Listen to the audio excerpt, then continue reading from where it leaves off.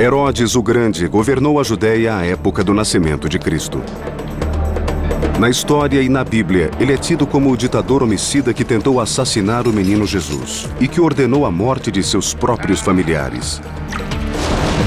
Mas a reputação cruel de Herodes ofuscou seu legado como um construtor visionário.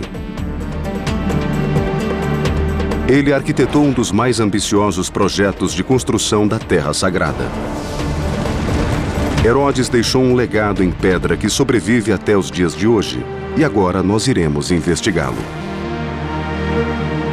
De Massada, onde uma fortaleza desafia a gravidade pendendo de um rochedo íngreme, a Cesareia, onde Herodes construiu o primeiro porto artificial do mundo. Do Heródion, onde uma montanha esconde um palácio fortificado, ao Monte do Templo em Jerusalém, na época a maior estrutura do planeta.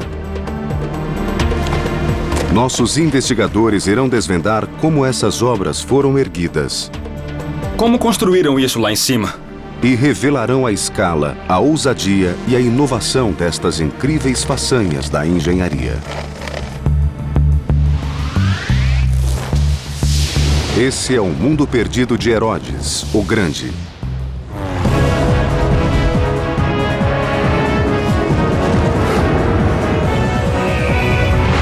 Mundos Perdidos. Herodes, o Grande. Esse deserto seco e quente é o local mais desolado de Israel. Há 2000 anos, em 37 a.C., essa terra se chamava Judéia e era governada pelo rei Herodes. Nas margens do Mar Morto, em um local chamado Massada, ele decidiu construir uma fortaleza sobre um rochedo. As muralhas da fortaleza ainda existem e nossos investigadores irão explorá-las. Ori Soltes é um arqueólogo da Universidade de Georgetown, em Washington. Ele é um especialista na história da Terra Sagrada. Ori pretende entender melhor o legado de Herodes a partir das ruínas do rochedo. Agora vamos descer por essa passagem. Certo. E entrar no Caudário. E podemos ver bem o que é isso abaixo do piso. Mark Talesnik é um engenheiro geotécnico da Universidade de Haifa, no norte de Israel. Ele pretende descobrir como os construtores da fortaleza conseguiram trabalhar nesse local, o que seria difícil mesmo com a tecnologia de hoje. A fortaleza está situada em um platô 457 metros acima da planície. E Mark logo percebe que os engenheiros de Herodes conviviam com o risco de uma queda fatal. A rocha é cheia de fendas. Em qualquer lugar que olhamos, vemos rachaduras na pedra. Era preciso ter cuidado. Vejam só esses 4 grandes parafusos. Eles penetram de 15 a 20 metros na montanha. Gostaria de saber se os engenheiros de Herodes pensaram nessa questão. Herodes não se preocupava com a segurança dos trabalhadores. Seu único interesse era a transformação desse local, que não seria apenas um palácio, mas um refúgio. Ele precisava de proteção, pois não estava seguro no poder. Herodes não havia herdado a coroa nem pertencia à família real judia. Ele subiu ao poder usando violência e habilidade política.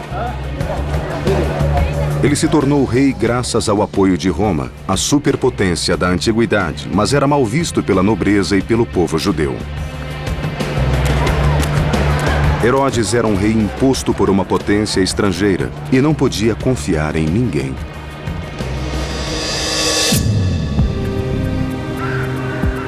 Massada era um lugar vital para Herodes, onde ele poderia se refugiar caso houvesse uma revolta. Em Massada não existe água, sombra, comida ou fonte de energia. Guiado pelo historiador Albert Baumgarten, Mark Talesnik descobre que para um empreiteiro como Herodes, Massada possuía um recurso vital: pedra. Essa é a pedreira. Nossa, isso é incrível! Os engenheiros de Herodes usaram essas pedras para cercar o platô com uma muralha de 1 quilômetro de comprimento. Chamada de casa-mata, era uma muralha especial. Com uma cavidade no meio, possuía 2 funções. Baumgarten mostra o interior da construção a Ori Soltis. Então, essa era a parte interior da casa-mata, certo? Temos a muralha externa e a muralha interna. Isso mesmo. Os cômodos podiam servir de habitação, serem usados para armazenagem ou preenchidos com pedra para tornar a muralha mais resistente em determinados pontos. As casamatas eram grandes o bastante para abrigar as tropas de Herodes. Mark percebe que os construtores da fortaleza arriscaram a própria vida. Olhando daqui é realmente difícil de ver, mas eu acredito que não havia qualquer tipo de fundação. É incrível como a construção está próxima da beira do penhasco. Pequenas lascas ajudam a prender as grandes pedras. Eles usavam o que tinham à mão, Isso. não é? É por isso que nós vemos esses pequenos pedaços de pedra que, na verdade, tornam a muralha mais estável. Se tirarmos as pequenas pedras do meio, as pedras maiores não se encaixam direito. Como você faria para assentar essas pedras? Como eu faria isso? Só se fosse muito bem pago ou se tivesse muito medo de Herodes. Herodes aterrorizava todos que o rodeavam e gostava de exibir seu domínio sobre a natureza. Se fazia calor, ele exigia frio. No meio do deserto, no setor norte do rochedo, ele ordenou a construção de um suntuoso complexo de banhos. Então, era aqui que deixaríamos Isso nossas mesmo. roupas. Depois entraríamos nessa sala que era Essa era a sala morna. o tepidário. O tepidário. Na verdade, entraríamos nessa sala e começaríamos aqui na sala fria. As casas de banho eram características dos palácios de Herodes, demonstrando status e riqueza. Nessas paredes podemos ver o que restou da pintura. Agora vamos descer por essa passagem Certo. e entrar no Caldarion. E podemos ver, bom, o que é isso abaixo do piso? O que havia aqui? Muito bem. O que vemos aqui é o sistema de aquecimento da sala mais quente do banho. O ar quente produzido pela fornalha era conduzido por tubos sob o piso e pelas paredes. O sistema permitia que a temperatura da sala fosse controlada. Então isso é genial. Temos as pedras e o material que segura os ladrilhos. Em cima disso temos ladrilhos, gesso e pinturas. Isso temos mesmo. uma série de camadas. Bom, essa é uma edificação que foi projetada e construída com muito cuidado. Isso nos traz uma questão. Sim. O calor vinha da água quente, que vinha do fogo, Certo. que vinha de onde arranjavam combustível para o fogo. Traziam a a madeira de qualquer lugar onde houvesse madeira para que houvesse fogo para aquecer a Então água. dinheiro não era problema. Dinheiro não era Herodes trazia problema. madeira de onde quer que Isso. fosse. O trabalho escravo era a solução para outro problema: a falta de água. Canais coletavam a água da chuva. Canais foram construídos com o objetivo de direcionar a água para determinados locais Então e para esses garantir... canais foram Sim, construídos isso por mesmo. Herodes. Podemos ver vegetação dos canais. Quer dizer Isso que mesmo. ainda há umidade aqui. Ainda há umidade aqui. Durante o inverno, a água armazenada em 2 piscinas a oeste de Massada era direcionada para cisternas subterrâneas com capacidade de 40 mil metros cúbicos. Então a água era carregada por escravos até o topo da montanha.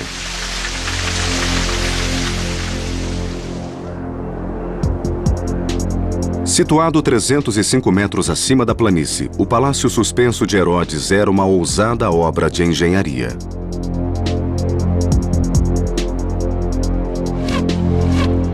Os níveis inferiores foram construídos em terraços cortados na face norte do rochedo. Olha só essa parte aqui. A rocha alterna faixas duras e macias, facilitando o trabalho de escavação dos engenheiros até as camadas de pedra boas para construir. Olha só, a grande vantagem é que esse tipo de rocha é fácil de quebrar. Após quebrá-las em camadas, podiam construir os diferentes níveis. Herodes teria acesso a esses níveis através de uma escada. Essa é a escada. Ela sobe até ali onde haveria um deck e... Não, esse é o deck. Não, peraí. Olha isso. É óbvio que havia alguma coisa aqui em cima. É mesmo? É. Tudo bem. A engenharia era ousada e a decoração era suntuosa. Aqui devemos imaginar que havia uma série de colunas e um telhado cobrindo toda a construção, criando um pórtico coberto onde as pessoas podiam se proteger do sol forte. Ao mesmo tempo, podiam aproveitar a brisa e a fantástica vista. É incrível. Sim. Era o mínimo para o homem mais rico do Oriente. Com certeza. Masada, a fortaleza do rei Herodes, era uma maravilha da engenharia. Ele transformara uma rocha inabitável em um oásis.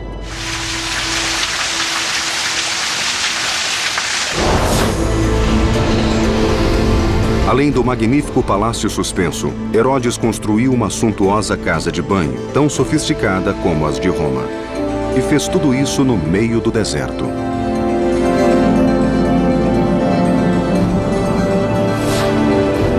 A combinação de luxo e proteção se tornaria a marca registrada de suas obras.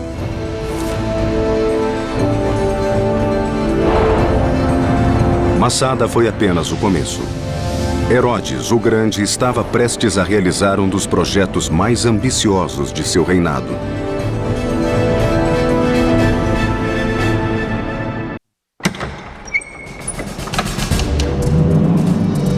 Herodes, o Grande, governou a Judéia como um ditador. Ele impunha o medo e vivia sob o temor de assassinato, traição e revolta. Herodes não confiava em ninguém, preferindo a segurança de tijolos e argamassa. Nossos investigadores presenciaram a grandiosidade da fortaleza de Herodes no topo do Monte Masada. Esse tipo de construção seria sua marca registrada. Herodes construiu nada menos que 11 fortalezas. Agora veremos a mais magnífica de todas, que foi batizada com seu próprio nome, o Heródium. Herodes começou a construí-la no início de seu reinado e levou 3 décadas para finalizá-la. À primeira vista, o local parece ser apenas um vulcão. Mas as aparências enganam. Orissoltes irá explorar os extraordinários segredos dessa montanha. Seu guia é o especialista Marty Freelander. Durante a subida, não há sinal de existência de uma fortificação feita pelo homem. Mas ao chegarem no topo, 750 metros acima do nível do mar, eles descobrem que o morro esconde um vasto palácio. Nossa, isso é incrível, não é mesmo? É fantástico. O Heródium tem 200 metros de diâmetro. Temos essa enorme estrutura circular. Foi simplesmente construída em cima do morro ou o que houve? Ele escolheu um morro comum, próximo ao deserto, e criou sua própria montanha. Nossa! Mark Talesnik é especialista em grandes projetos de deslocamento de terra. Ele quer entender como Herodes transformou esse local. Eu estou aqui para saber como ele fez isso. A primeira questão é descobrir o que é natural e o que foi feito pelo homem. Eu quero saber se podemos subir aqui para visualizar a linha entre a rocha e o cone artificial.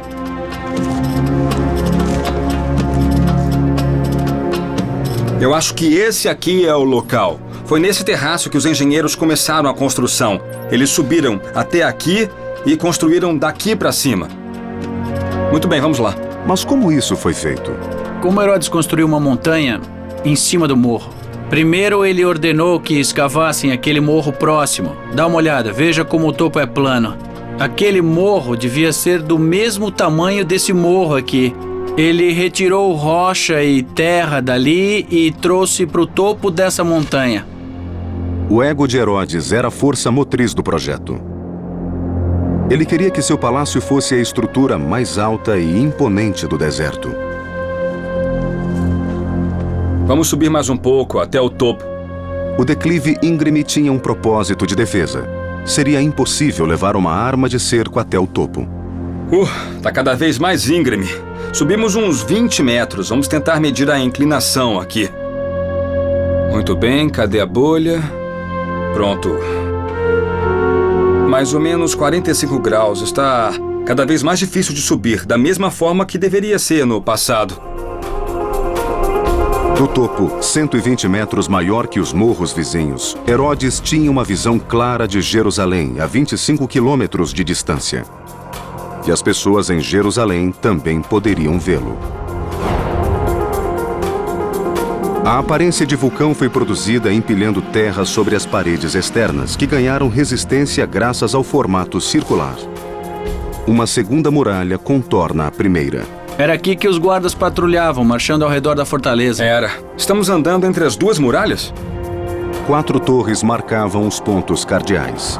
A torre leste era 3 andares mais alta. Era onde ficavam os aposentos de Herodes. Essa é a parte central. Ela tem várias funções, além de ter uma ótima visão. Também é muito fresco lá em cima. Se Herodes quisesse fugir do calor, lá em cima ele teria uma sala com vista e um lugar para se refrescar. Esse era o único local ventilado. Isso mesmo. Ori encontra a passagem que formava a entrada particular de Herodes no palácio e que dava acesso a um jardim interno. Esqueça essas pedras. Esse era o topo de uma escada de 200 degraus. Nossa. Ele entrava por aqui e chegava em grande estilo. Aqui tudo era diferente. Havia plantas e gesso, havia estuque e afrescos. Belos jardins. Os aposentos ficavam aqui. Nesses 2 andares encontrava-se todo o tipo de extravagância. Havia um elaborado complexo de banhos, marca registrada de suas residências. Havia uma sala fria, uma sala morna, uma sauna, um banho turco e uma piscina de imersão. O design dessa sala é notável. Essa era a sala morna, o tepidário. Mas o aspecto mais fascinante está lá em cima, no topo. Está olhando para o primeiro teto em abóbada do mundo ocidental construído por Herodes. Essa é outra prova de que Herodes era um visionário. Ele foi o primeiro a fazer isso e construir uma espécie de céu em miniatura. Ele teve essa ideia que ninguém havia pensado antes. Herodes foi o primeiro. E o topo era aberto. É um óculos, certo? Exatamente. Hoje está fechado, mas era aberto para que a luz entrasse. Muito bonito. E toda a superfície devia ser coberta de afrescos. Todas as imagens. Geishas, sereias. Era uma abóbada do prazer. Essa pode ser a primeira sala em abóbada já construída.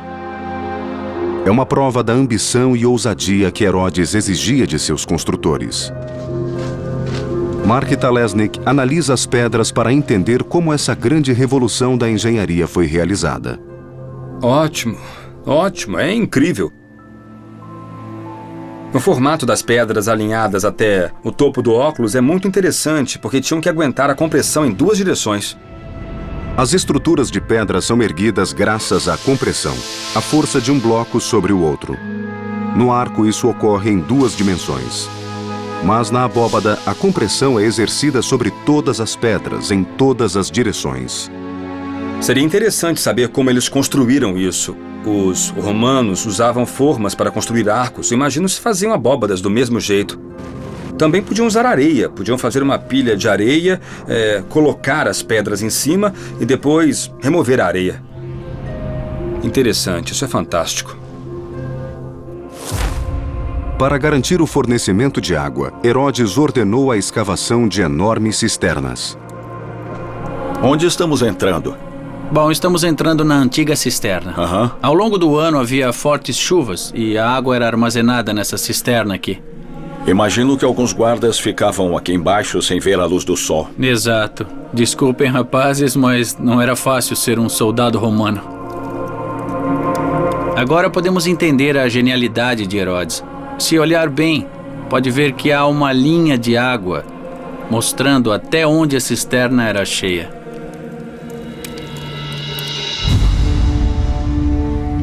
O Heródium era a prova do domínio de Herodes sobre o deserto. 154 mil metros quadrados de terra improdutiva foram transformados em um palácio de prazeres com vastos jardins. Uma enorme piscina com aqueduto próprio constituía a peça central. Toda a área era cercada por jardins suntuosos e muito impressionantes. Lembre-se que estamos no meio do deserto. Herodes criou um jardim temperado em pleno trópico. Do tamanho de 2 piscinas olímpicas, era navegável por pequenos barcos.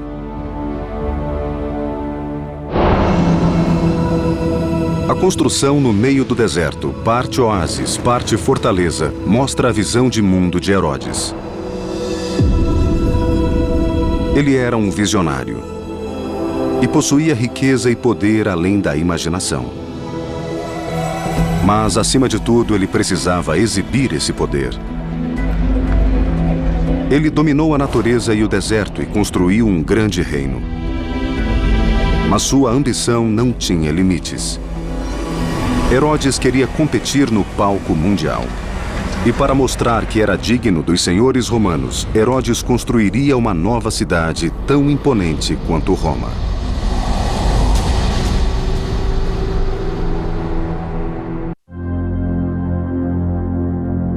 As realizações de Herodes o Grande foram ofuscadas por sua reputação como ditador cruel. Ele tinha obsessão por obras grandiosas. Nossos investigadores viram como a ambição, o ego e a paranoia de Herodes o levaram a criar uma série de magníficas fortalezas. Mas em 28 a.C., um novo projeto eclipsaria todos os outros. A construção de uma nova cidade na costa mediterrânea da Judéia, que incluiria o primeiro porto feito pelo homem. Era a cidade de Cesareia. O engenheiro Mark Talesnik quer descobrir onde ficava o porto de Herodes. Ele é acompanhado pelo arqueólogo Yosef Porev, que estuda a região há mais de 20 anos. O quebra-mar original ficava... O quebra-mar original ficava ali. Era um grande porto com 450 metros de comprimento. Para visualizar a extensão do antigo, é preciso sair para o mar. Estamos agora no local onde ficava a abertura do quebra-mar do porto. Isso é incrível. Então a abertura do quebra-mar ficava ali. Era uma abertura de 35 metros por onde os navios entravam no porto. Sim, havia 2 torres altas que os navios podiam ver à distância. E havia algum farol também? Sim, sim. Os romanos da Baía de Nápoles foram os primeiros a perceber que a cinza vulcânica endurecia quando molhada. Conhecida como pozzolana, foi o primeiro concreto submerso da história e permitiu que Herodes construísse o porto de Cesareia. Arqueólogos descobriram restos de armações de madeira que eram colocadas debaixo d'água e preenchidas com pedras e pozzolana. Quer dizer que eles construíram o porto como um caixão. Sim. No meio do mar. Sim, sim. Eles pegavam caixas de madeira, jogavam as caixas no mar e as enchiam com pedras e concreto para que afundassem em um local determinado. Sim. E repetiam o processo. Sim. Era uma revolucionária obra da engenharia. O primeiro porto marítimo artificial. Mas ninguém previu a ação do mar contra a estrutura. Em poucos anos, a areia invadiu o quebra-mar, formando uma nova faixa de terra. Mas os arquitetos de Herodes encontraram uma utilidade para ela. E construíram um hipódromo para corridas de biga. Aqui ficavam os portões por onde as bigas entravam. Os portões se abriam simultaneamente. Isso é uma rocha com um sulco. Era como se fosse uma cerca se abrindo? É possível, sim. Após passarem pelo portão, as bigas se dirigiam até uma barreira central.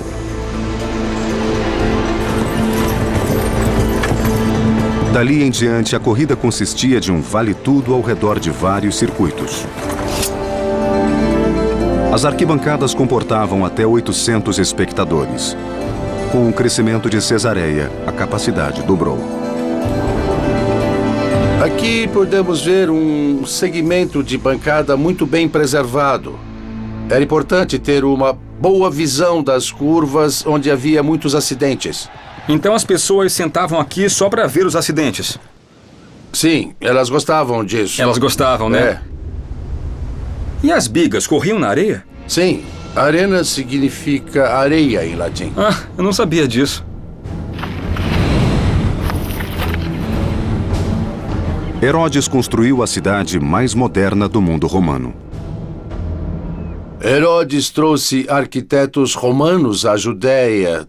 Tanto o teatro como o circo romano que vimos anteriormente foram projetados seguindo características da arquitetura romana.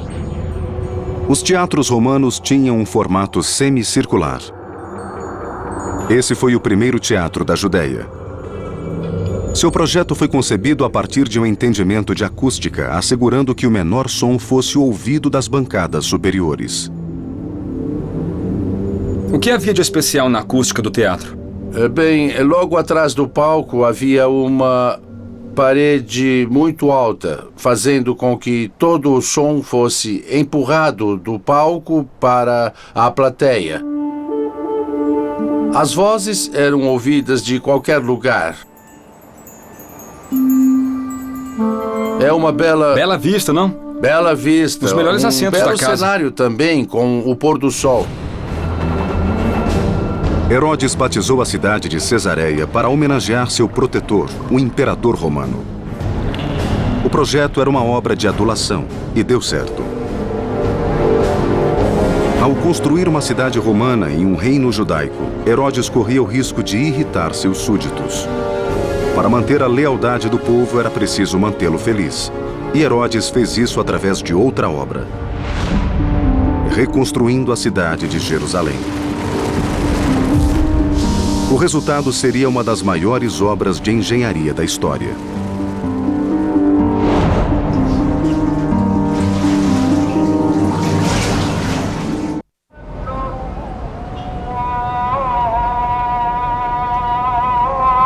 Jerusalém, capital da Terra Sagrada. Em busca do mundo perdido do rei Herodes, nossos investigadores visitam o local onde ele causaria maior impacto. Herodes era violento e cruel, mas também muito inteligente. Ele sabia que um povo feliz seria mais fácil de ser governado. Herodes fornecia comida, entretenimento e, o mais importante, água. Os judeus foram um dos primeiros povos a valorizar a higiene e a limpeza, tanto nas práticas religiosas como no dia a dia. Então Herodes os presenteou com a reconstrução e expansão do maior banho público de Jerusalém, a piscina de Siloé. Acompanhado por Eyal Meron, Mark Talesnik segue para a região de Jerusalém, conhecida como Cidade de Davi. Ele quer saber como era a piscina na época do rei Herodes. Apesar de ser muito citada na Bíblia, ela só foi descoberta recentemente. Qual era a função da piscina? Bom, basicamente, a primeira função era fornecer água potável, era a principal utilidade, e também era utilizada para banhos rituais. A cada ano, mais de 150 mil peregrinos vinham ao local para visitar o templo na montanha acima e precisavam de água para os rituais de purificação. Só para você ter uma ideia do tamanho, podemos ver um canto da piscina bem aqui. E o canto oposto fica ali, onde aquelas pessoas estão reunidas. Esse é um lado da piscina com 50 metros de comprimento, então temos o outro lado que tem outros 100 metros aqui naquela direção e formam uma piscina com uma área de aproximadamente 4.000 metros quadrados. É enorme. É muito grande mesmo. Isso. Maior que 2 campos de futebol. É isso mesmo. A água que enchia a piscina vinha da nascente de Gião, a 425 metros de distância. Mark descobre que os engenheiros de Herodes podiam direcionar e controlar o fluxo da água. Isso é incrível. Fantástico. Eu estou sentado em uma falha, uma fratura na rocha. A falha vai até a superfície do solo e os engenheiros, seja lá quem fossem, utilizavam a falha para criar um tipo de desaguadouro. Assim podiam controlar a direção da água para as diferentes regiões e controlar a altura da água na piscina. Podiam fechar uma válvula e enviar a água para outro lugar. Na época de Herodes, a piscina de Siloé teria essa aparência. Esse foi o cenário de uma das histórias mais famosas da Bíblia, a cura do homem cego. Apesar de Jesus ter vivido após o reinado de Herodes, essa era a piscina que ele conhecia e frequentava. Foi nesse local que ocorreu a história da cura do homem cego. É uma ótima história. Quando Herodes subiu ao poder, a água de Jerusalém fluía ao longo de túneis antigos escavados na rocha, passando por uma rede através dos morros ao redor da cidade. A.L. Maron leva Mark Talesnik em um passeio pelo subterrâneo para mostrar as dificuldades enfrentadas pelos construtores da época. Quando o caminho de um aqueduto encontrava um morro, às vezes era mais fácil atravessá-lo do que rodeá-lo. Mas isso não quer dizer que escavar os túneis fosse um trabalho fácil. Estamos entrando em uma seção do túnel onde o teto é muito mais baixo. Observando a rocha que forma o teto, eu posso ver que é construída de sílex ou pederneira, que é uma rocha muito, muito dura. E o que isso significa? É muito mais dura do que a rocha ao redor, que é a arenito. Eu imagino que eles se cansaram de cavar ali em cima e desceram para cá. Mesmo hoje, construtores teriam dificuldade em trabalhar com esse material. Herodes continuou renovando a rede de fornecimento de água de Jerusalém. Seus engenheiros construíram um novo aqueduto para carregar água potável das piscinas de Salomão, perto de Belém. Era conhecido como o Aqueduto Superior. Hoje, pouco resta de sua estrutura.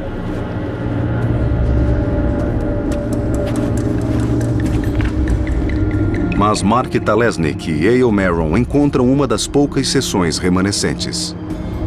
Esse é um segmento do Aqueduto Superior que se manteve intacto por 2000 anos e isso é realmente impressionante. O aqueduto era feito de quê? Bom, ele é feito basicamente de gesso, um gesso hidráulico para impedir que a água vaze pelo sistema. E essa cor cinza é um sinal de que a estrutura foi feita no tempo do rei Herodes. Nessa época, costumavam combinar cinzas com gesso para obter essa cor distinta aqui.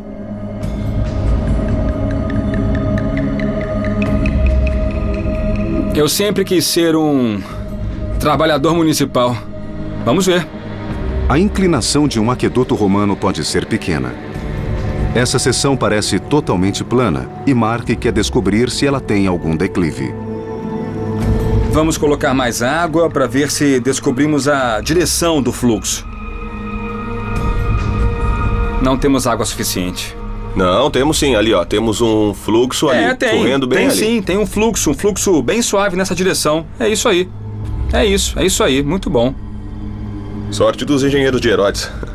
O aqueduto superior de Herodes tinha uma inclinação de apenas 16 metros ao longo de 14 quilômetros de extensão.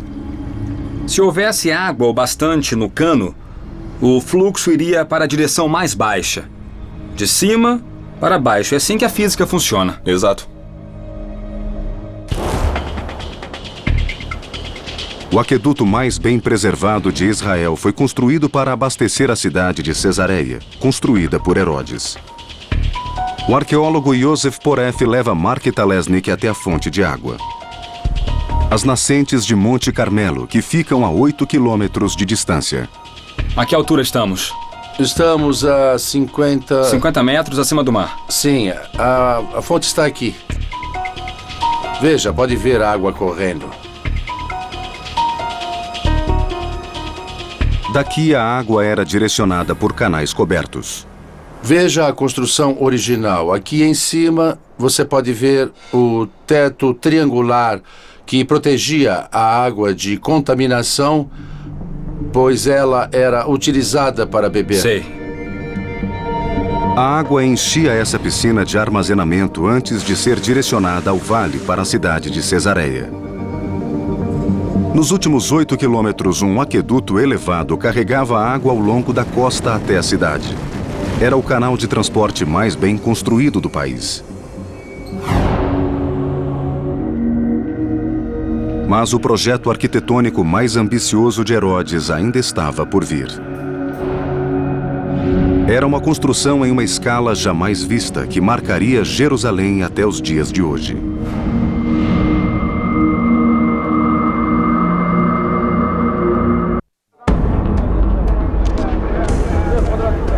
Nossos investigadores estão descobrindo o legado do rei Herodes, o Grande. Estruturas monumentais construídas por toda a Judéia durante seus 33 anos de reinado. Naquela época, Herodes se esforçou para agradar seus mestres, os poderosos romanos que haviam lhe concedido o trono da Judéia. Ao mesmo tempo, seus súditos o abominavam. Ele era um rei imposto por uma potência estrangeira. Herodes quis se provar digno do povo judeu, e fez isso concedendo-lhes o maior presente imaginável: a reconstrução do templo, o local mais sagrado da terra para os judeus. Ori Soates e o historiador Ken Spiro visitam o local. A construção foi destruída há séculos, mas grande parte da muralha permanece de pé. Essa seção é conhecida como Muro das Lamentações. Herodes construiu essa muralha para segregar, que acabou se tornando um local sagrado para o povo judeu ao longo dos séculos. É como se fosse um pedaço do templo, certo? Certo. Ironicamente, o homem que possuía uma relação ambivalente, até mesmo hostil com o povo da Judéia, foi quem construiu o local mais sagrado do mundo para os judeus. É incrível. É realmente muito interessante. O que vemos aqui é apenas um fragmento da obra de Herodes. Para termos uma ideia do tamanho da construção, Mark Talesnik atravessa o vale até o Monte das Oliveiras. Somente a essa distância é possível visualizar a grandiosidade dessa obra. Pronto. É uma bela vista. Hoje, uma mesquita dourada marca o local do Templo de Herodes. Temos uma bela visão daqui. O maior desafio enfrentado por Herodes foi construir uma grande plataforma no topo da montanha. O que ele decidiu fazer de uma maneira sem precedentes no mundo antigo foi construir uma grande muralha ao redor da parte superior da montanha para permitir a terraplenagem do local. Sabe qual era a dimensão disso? Sim, tinha cerca de 500 metros por 300 metros. Quando Herodes terminou o projeto, essa era a maior plataforma artificial do planeta, do tamanho de uns 24 campos de futebol. Herodes reformou e estendeu a plataforma do Monte do Templo. Para sustentar a colossal massa de terra, ele cercou toda a área com uma vasta muralha. Mark Talesnik desce até o canto sudeste para ver como a muralha foi construída. Daqui vemos a altura total da muralha.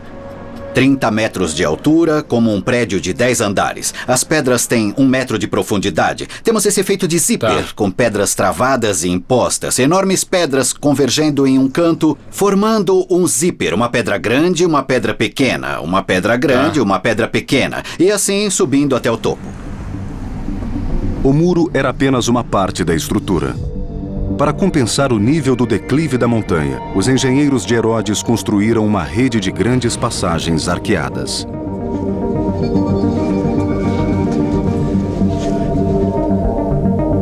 Mark Talesnik e Ken Spiro seguem um túnel embaixo do Muro das Lamentações. Escondido sob a superfície, encontra-se o mais refinado exemplo da construção em pedra da época de Herodes. É a chave para a construção do Templo do Monte. Se observar as pedras, verá que estão intactas. Veja, quase não há falhas. Parece que acabaram de ser colocadas aqui. Podemos até ver as marcas de cinzel, feitas há 2000 anos pelos pedreiros de Herodes. É uma beleza. Não há sinal de erosão. A junção é perfeita, não há nenhum espaço entre as pedras. Perfeitamente cortadas e assentadas. Olha só isso, magnífico. Parece que foram colocadas ontem.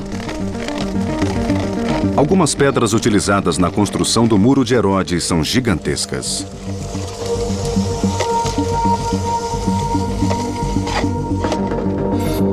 Tá aqui, temos 13 metros e 10 centímetros. É uma pedra comprida. Vamos medir a altura desse bloco.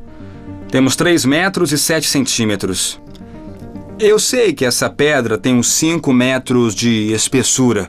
Assim, vamos fazer os cálculos. Densidade do arenito, 2,4 toneladas por metros cúbicos. Então, temos uma pedra que pesa 550 toneladas.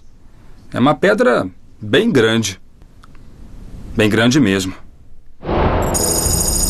Além de construir o Monte do Templo, Herodes expandiu a cidade. Ele adicionou uma segunda muralha e construiu um palácio longe do bairro judeu, segregando a cidade de Jerusalém. O Palácio de Herodes fica do lado de fora, a oeste da região do Monte do Templo. Herodes era... Em suas obras, ele tinha uma personalidade contrastante. De um lado havia o bairro judeu com o Monte do Certo. Templo. E do outro lado havia... O bairro romano. O palácio, sim, é o Palácio Real. A fortaleza existe até hoje. Essa é a entrada de uma área que chamamos de cidadela. Certo. Muito do que vemos aqui dentro é anterior à época de Herodes. Herodes garantiu que fosse fortemente protegida. Esse é o fosso, exatamente como Herodes o construiu. É um fosso seco. Aqui, eles faziam uma vala para construir fortificações adicionais. Certo, e essas pedras são Sim, da época de está Herodes, correto. as pedras maiores. Apesar de todo o poder e riqueza, Herodes era consumido pela paranoia. Isso se reflete no projeto das torres da cidadela. E as torres que podemos ver daqui, temos uma torre ali, 2 e 3. O interessante é que as 2 torres maiores estão voltadas para o interior da Sim, cidadela. sim. É irônico, pois deveriam estar voltados para fora. As pessoas dizem que Herodes tinha mais medo dos judeus Certo. do que dos romanos, Certo. o que deve ser verdade. Ele confiava muito menos nos judeus. A intenção era que ninguém duvidasse do poder e da soberania de Herodes ao entrar no complexo de templos. Os judeus entravam pela escadaria sul. Mark descobre que até os degraus tinham um projeto especial. Os engenheiros e arquitetos de Herodes pensavam em tudo. Se observar os degraus, verá que tem tamanhos Sei. diferentes. Temos a distância de 1,5 metros, 1,5 metro. Foi projetado assim para que as pessoas refletissem enquanto subissem as escadas e se preparassem antes de entrar no Monte do Templo.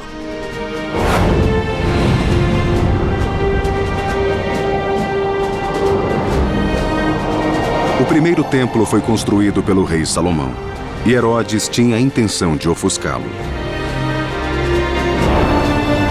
Nenhuma pedra restou do templo de 53 metros de altura. Ele queria se imortalizar e impressionar o povo judeu. Ele queria que as pessoas olhassem para a construção e se espantassem. Ironicamente, apesar de não ser uma boa pessoa, ele foi um dos poucos a receber o título de o Grande. O Monte do Templo de Herodes era a construção mais importante da Terra Sagrada. Representava o auge do reinado de Herodes e a glória da nação judia. Era a culminação de todas as suas obras.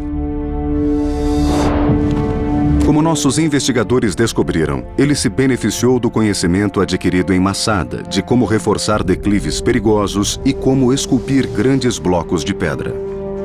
Do Herodion, os construtores de templo aprenderam escala e como construir em diferentes níveis. A construção de uma cidade inteira em Cesareia sugeria que nada estava além do alcance de Herodes.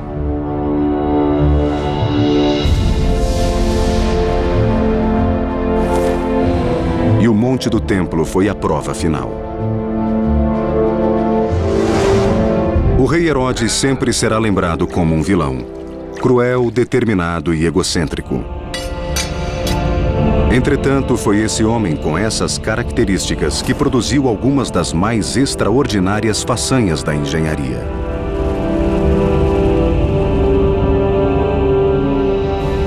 Em 2007, arqueólogos descobriram uma tumba ornamentada em uma escavação em Herodion. Apesar de não haver nenhuma inscrição, a riqueza e a localização da tumba levam os arqueólogos a acreditar que este seja o local onde Herodes o Grande foi enterrado. As pesquisas continuam, mas se os arqueólogos estiverem certos, esta pode ser a tumba do maior construtor do mundo antigo.